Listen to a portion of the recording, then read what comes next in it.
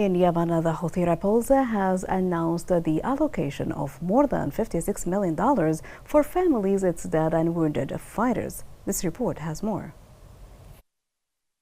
The Houthi rebels has announced it is allocating the equivalent of $56 million to fund a series of cash, health, and nutrition projects exclusively for the families of its dead, wounded, and missing members.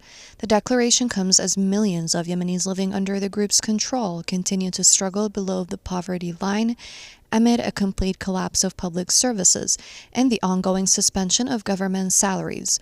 According to Houthi media outlets, the group's Martyrs Families Care Authority, in cooperation with the Endowments Authority, has launched what it describes as a new support program worth nearly 29 billion Yemeni riyals.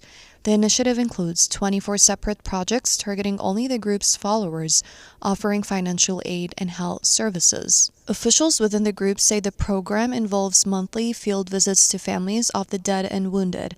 Training sessions and lectures for widows, mothers, and the disabled are also being organized to promote what the group describes as values of patience and sacrifice. Local and international observers, however, accuse the Houthis of using such initiatives to reinforce loyalty, recruit new fighters, and divert funds away from Yemen's collapsing public sectors, including education, electricity, and water. Sources in Sana'a report that part of the newly allocated funds is being spent on the expansion and maintenance of graveyards overflowing with the bodies of the Houthi rebels. Meanwhile, a new report by the United Nations World Food Programme warns of a sharp rise in malnutrition among children under 2 years old, particularly in Houthi-controlled areas.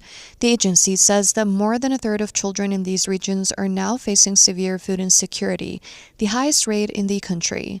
The WFP adds that limited access for humanitarian workers and reduced international aid are deepening the crisis, leaving millions of Yemenis increasingly vulnerable as living conditions continue to deteriorate.